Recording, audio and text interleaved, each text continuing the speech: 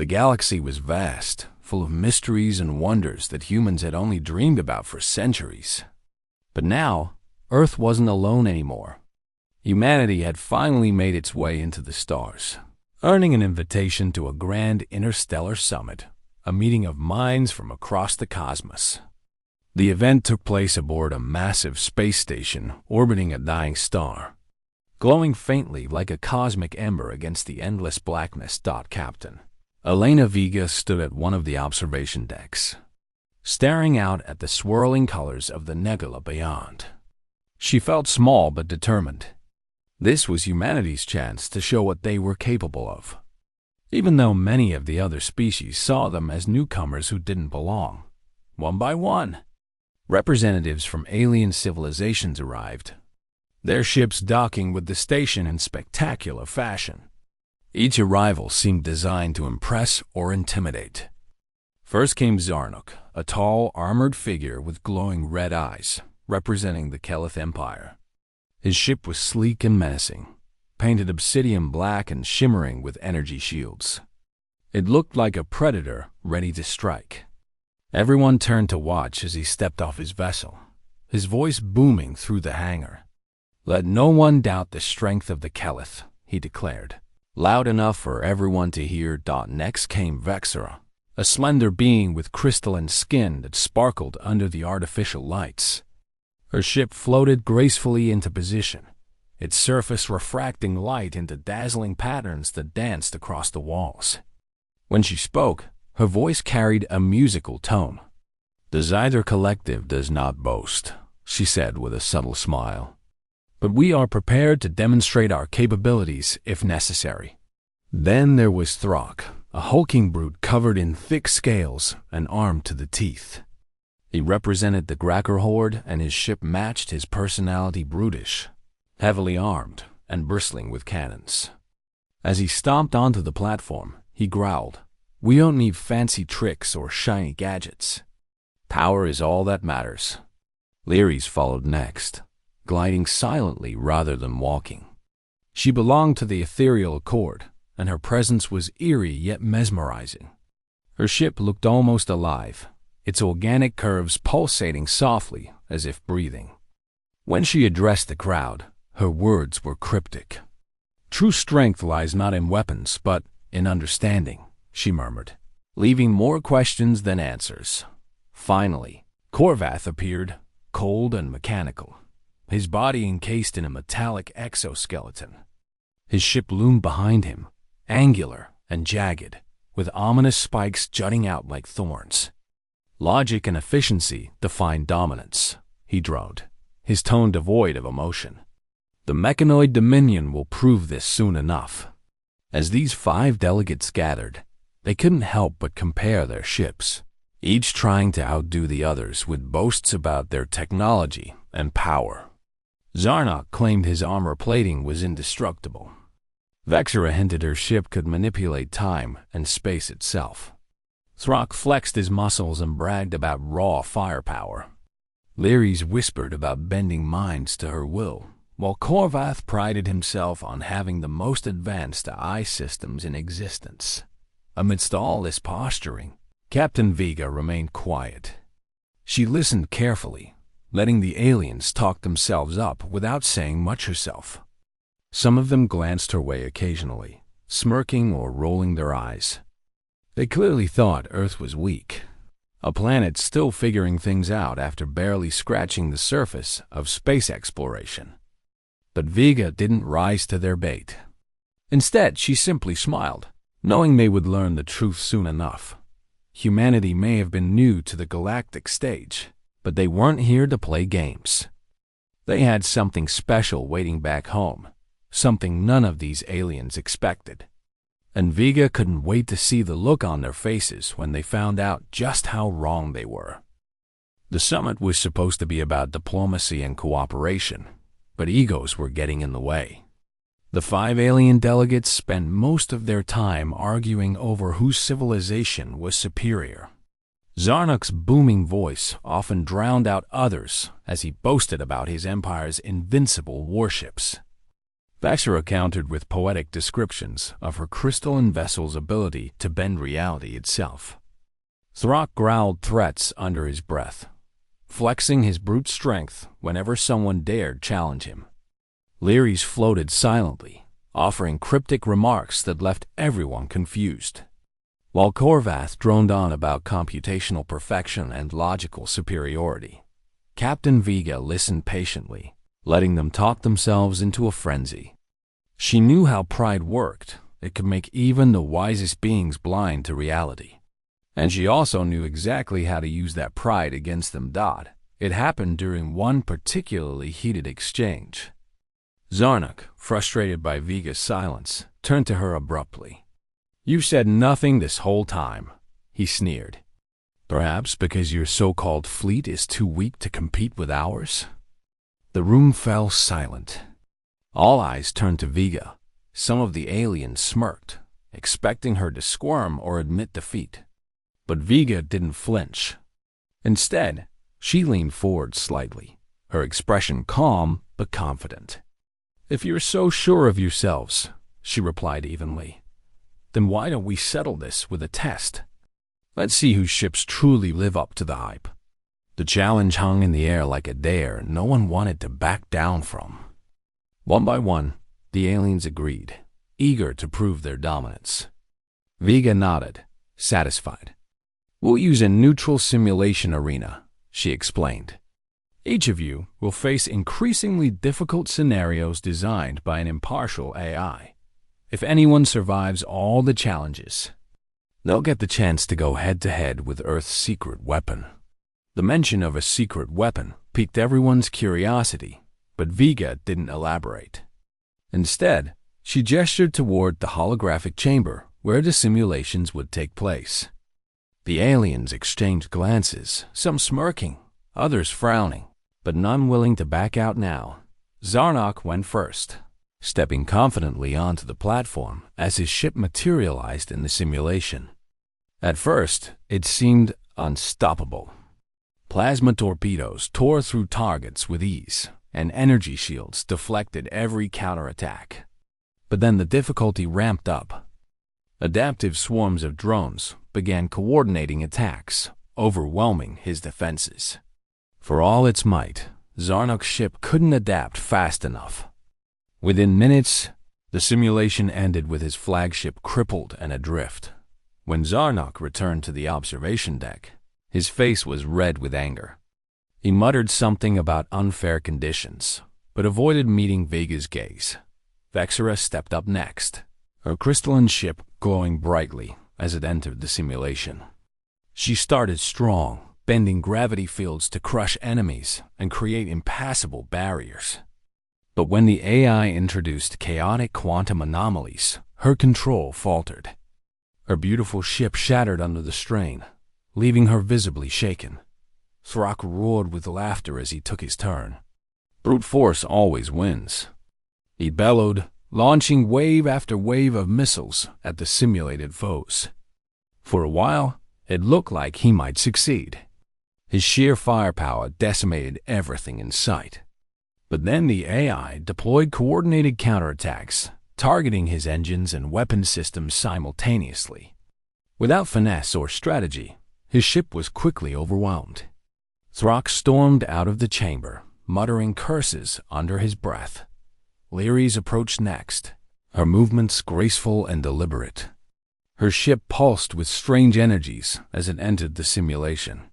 Psychic assaults paralyzed entire squadrons of enemy drones, and her mind control ability seemed almost supernatural.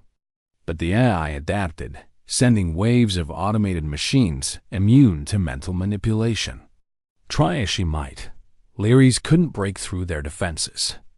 When the simulation ended, she floated silently back to the group, her usual composure replaced by quiet frustration. Finally, it was Korvath's turn. His mechanical dreadnought hummed with precision as it navigated the virtual battlefield. Algorithms processed data faster than any living being could, allowing him to anticipate and counter every move.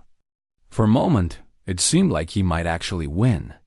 But then the AI unleashed self-replicating viruses that infiltrated his systems, corrupting his logic pathways and shutting down his weapons.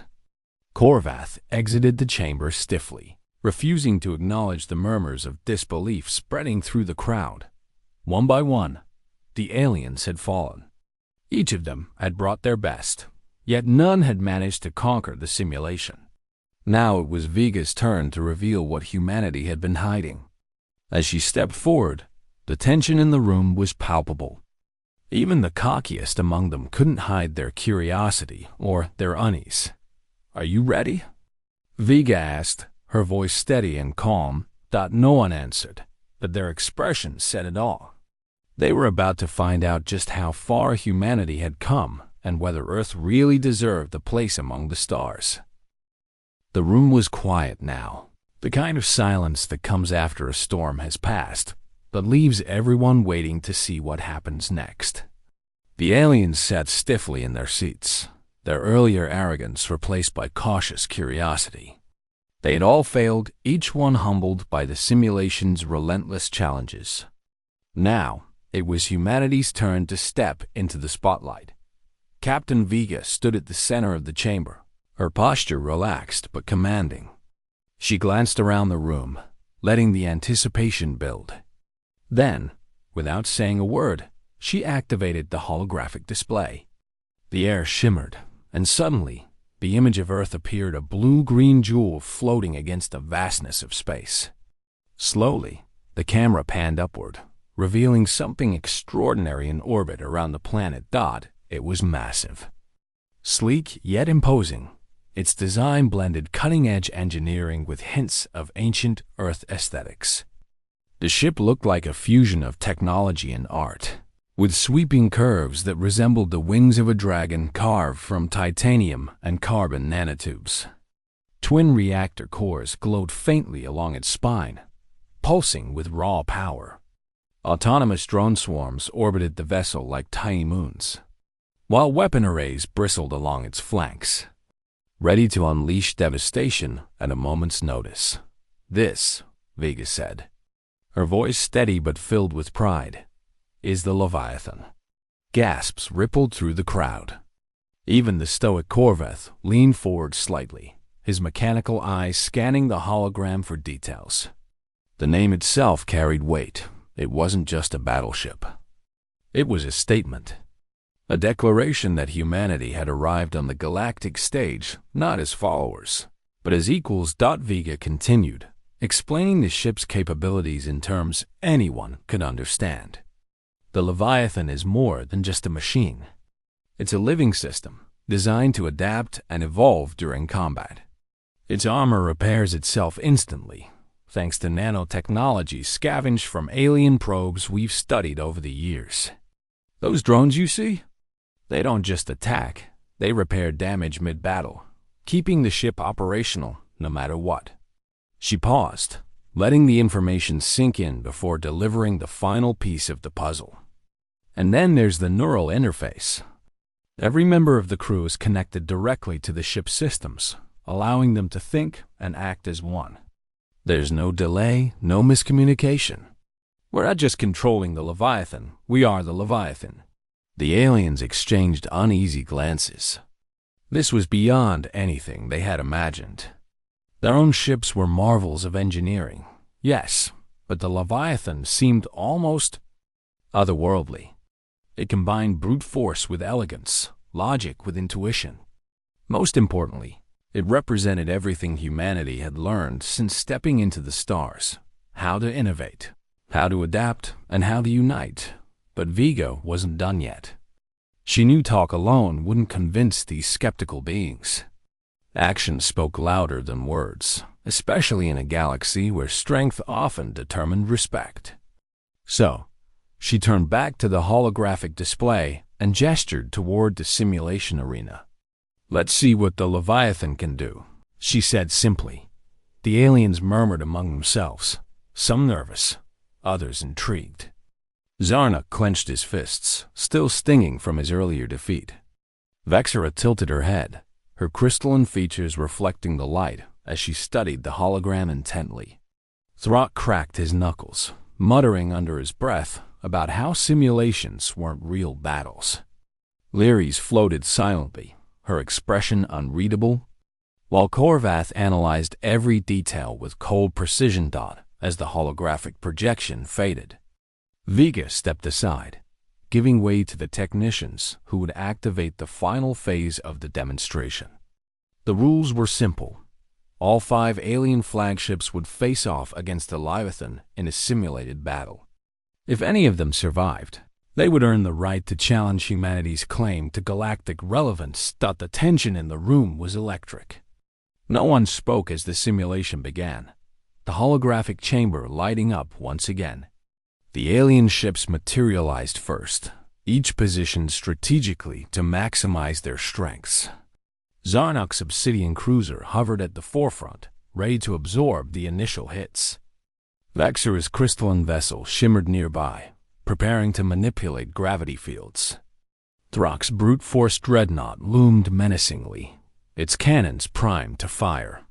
Lyris's organic ship pulsed softly, exuding an aura of psychic energy, while Korvath's angular dreadnought scanned the battlefield, calculating probabilities and outcomes. Then, the Leviathan appeared. It didn't charge recklessly or linger defensively. Instead, it moved with purpose, its movements fluid and precise. The twin reactor cores flared to life, bathing the virtual arena in a soft golden glow. Autonomous drones deployed from its wings, forming a protective perimeter around the ship. Weapon arrays powered up, humming with barely contained energy. For a moment, nothing happened. The alien ships held their positions, waiting for the Leviathan to make the first move. But when it did, the entire dynamic of the battle changed. The Leviathan unleashed synchronized particle beams, slicing through asteroid fields, generated by the simulation with surgical precision. The drones swarmed ahead, repairing damaged sections of the ship instantly while launching precision strikes against incoming threats. Adaptive AI anticipated every move the alien ships made, countering with strategies that left them struggling to keep up. Zarnok fired first, sending waves of plasma torpedoes hurtling toward the Leviathan. But the human ship's shields absorbed the impact without so much as a flicker. Vexora tried next, bending gravity fields to crush the Leviathan, only to watch in disbelief as the ship adapted, stabilizing itself within seconds. Throck charged forward, unleashing a barrage of missiles, but the drones intercepted them before they could cause any real damage.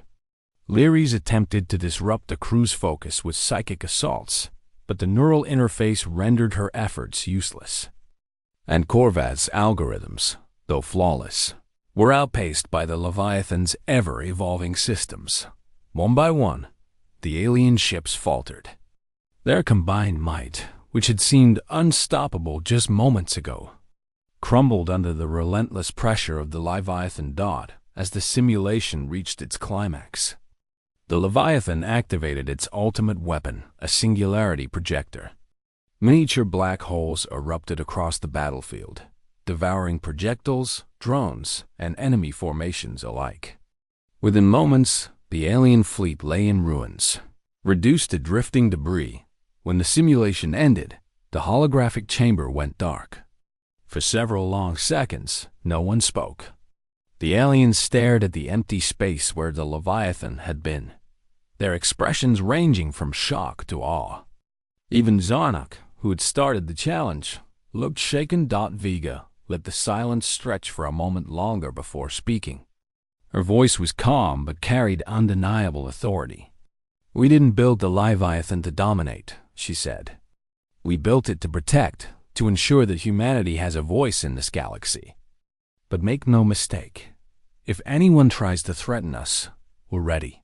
Her words hung in the air, echoing through the chamber. The message was clear. Humanity wasn't here to beg for acceptance. They were here to earn it, and they had just proven they belonged. The holographic chamber was silent now, but the tension in the air crackled like static electricity. The aliens sat frozen in their seats, staring at the empty space where the Leviathan had just obliterated their combined fleets in the simulation. No one moved. No one spoke. It was as if the very weight of what they'd witnessed had pressed down on them, pinning them to their chairs. Captain Vega didn't rush to fill the silence. She let it sit there, heavy and undeniable, giving the aliens time to process what they'd seen. Finally, she stepped forward, her boots clicking softly against the metal floor.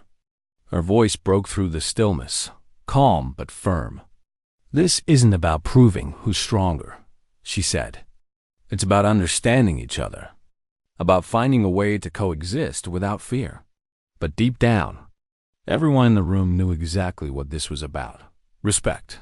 For years, centuries, even the galaxy's older civilizations had looked down on humanity, dismissing Earth as a primitive backwater planet that barely understood how to harness fire, let alone explore the stars. Now, humanity had shown them otherwise. Zarnak was the first to stir, his armored hands clenching into fists. His glowing red eyes narrowed as he glared at Vega, though there was no mistaking the flicker of doubt behind his bravado.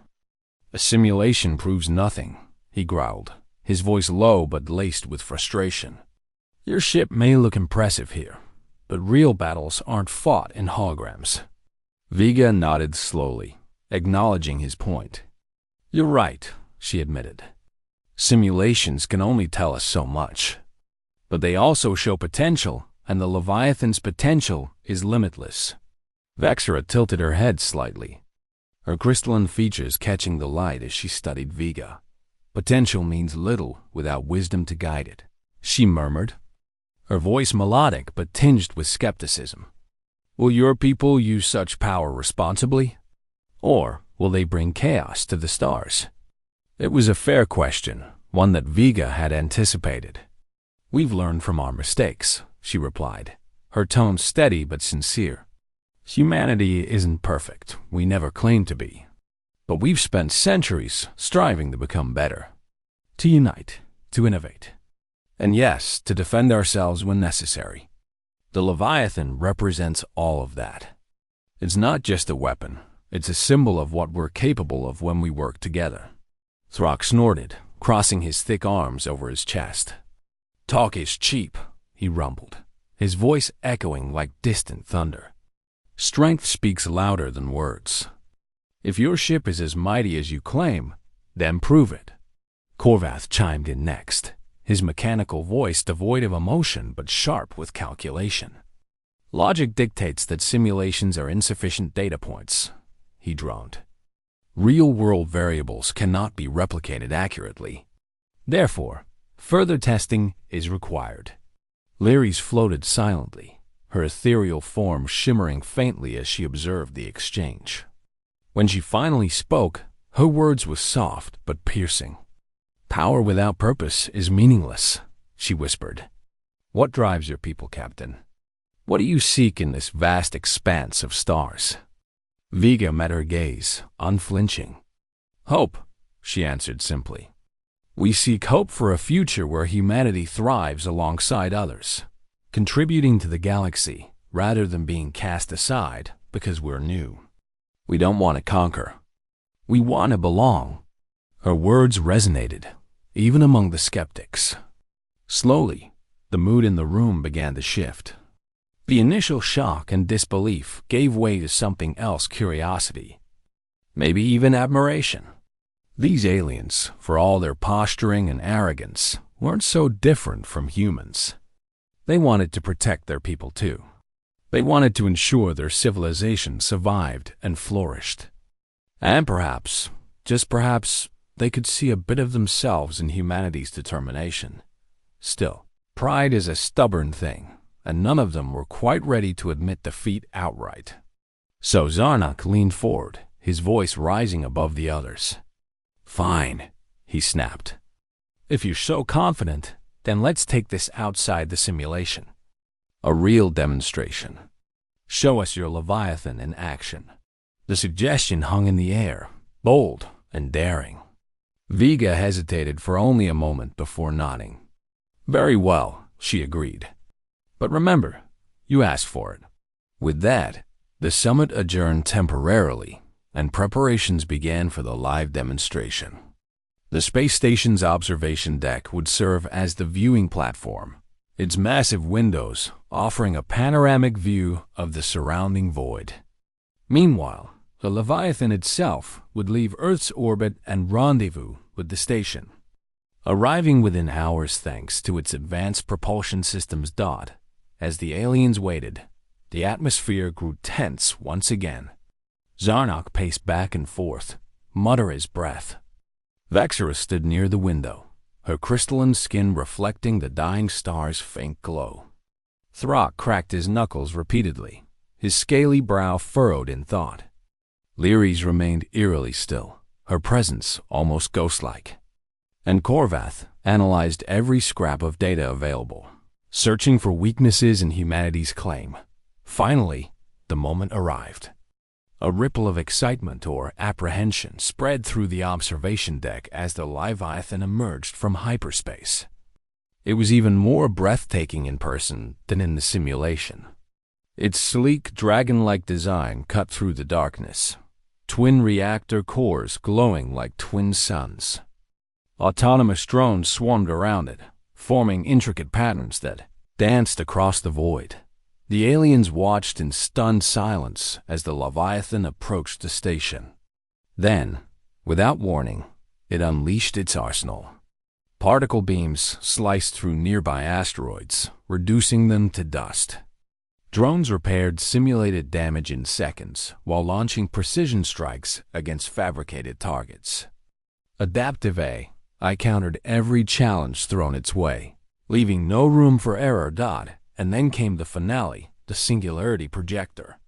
Miniature black holes erupted in the distance, devouring everything in their path.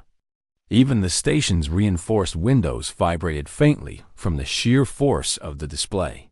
When it was over, the Leviathan hovered silently, its presence commanding yet serene. Inside the observation deck, the aliens exchanged uneasy glances. There was no denying it now. The Leviathan was unlike anything they'd ever seen. Zarnok clenched his jaw, his earlier bluster replaced by grudging respect. Vexera's crystalline form shimmered with quiet awe. Throck's usual bravado faltered, his massive frame slumping slightly. Lyres floated closer to the window, her expression unreadable but introspective. And Korvath, ever the logician, simply nodded, acknowledging the evidence before him. Captain Vega stepped forward, breaking the spell. "This is humanity's promise," she said, her voice carrying both strength and sincerity.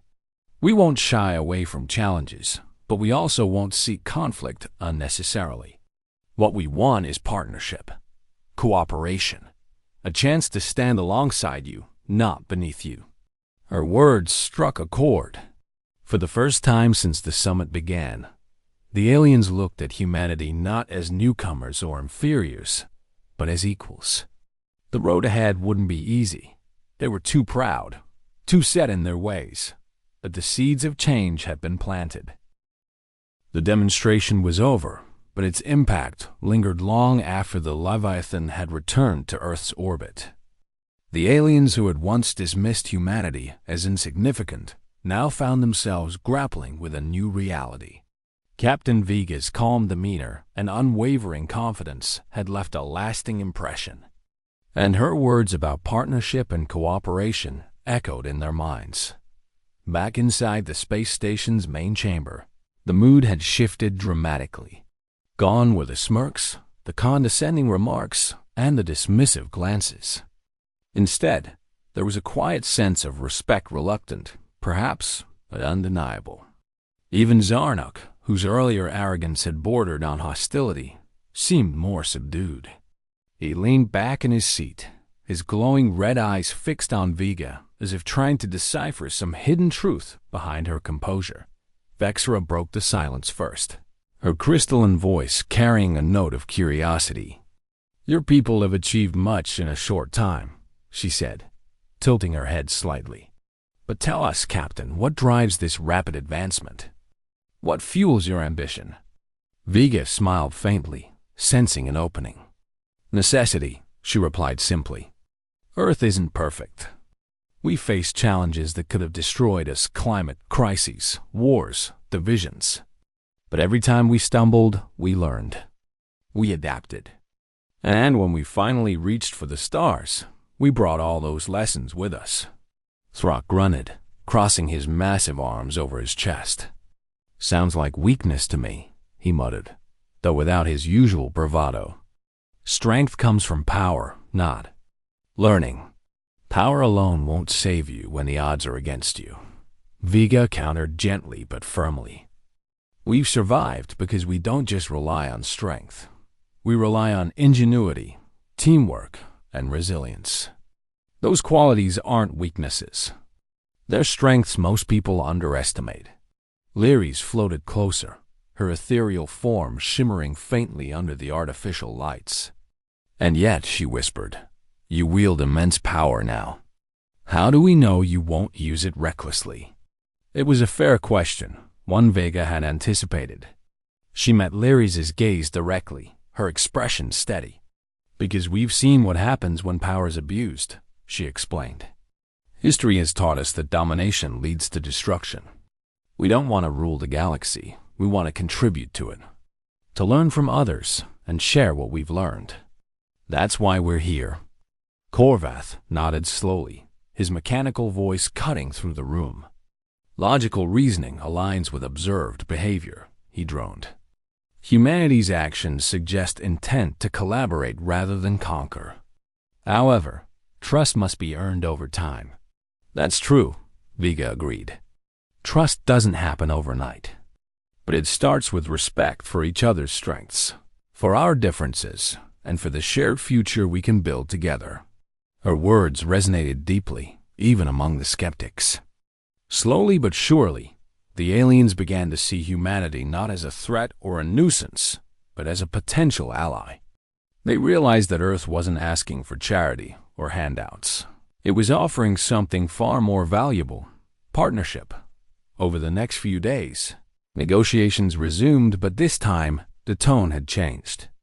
Trade agreements were discussed openly, with both sides sharing resources and knowledge. Territorial disputes were resolved diplomatically, thanks to Vega's insistence on finding common ground. Alliances were formed, tentative at first, but growing stronger with each passing hour. Zarnox surprised everyone by being the first to extend an olive branch or as close to one as his pride would allow.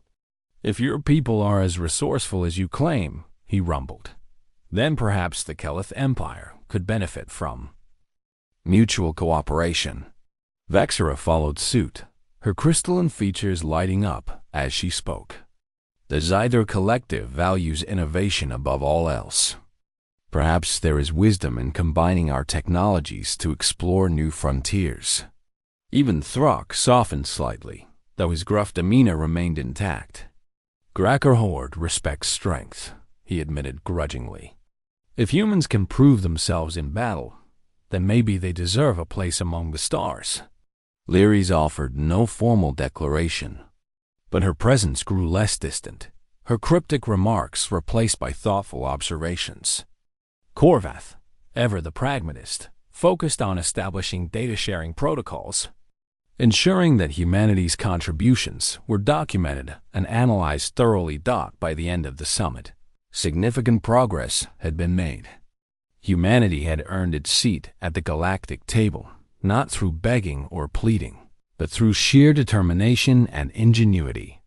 The Leviathan had played a key role in proving Earth's capabilities. But it was Vega's leadership and vision that truly sealed the deal. As the delegates prepared to depart, Vega stood once again at the observation deck, gazing out at the stars. The dying star cast a faint glow across the void, its light flickering like a candle in the wind. She felt a mix of emotions: pride, relief, and a deep sense of responsibility. Humanity had taken its first step onto the galactic stage, but this was only the beginning. There were countless challenges ahead, dangers lurking in the shadows of space. But Vega also knew that humanity wasn't alone anymore.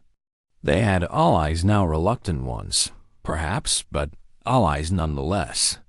Together, they could face whatever lay beyond the horizon. Turning away from the window, Vega addressed her crew, who had gathered quietly behind her. "This is just the start," she told them, her voice filled with quiet resolve. "We've shown the galaxy what we're capable of, but the real work begins now. Building bridges, forging friendships, and proving that Earth belongs here." Her crew nodded in agreement, their faces reflecting a mix of exhaustion and exhilaration. They had come so far in such a short time, and while the journey ahead wouldn't be easy, they were ready. As the alien ships departed one by one, their captains nodding respectfully toward the human delegation, Vega allowed herself a small smile. Humanity had risen quickly, defying expectations and earning a place among the stars.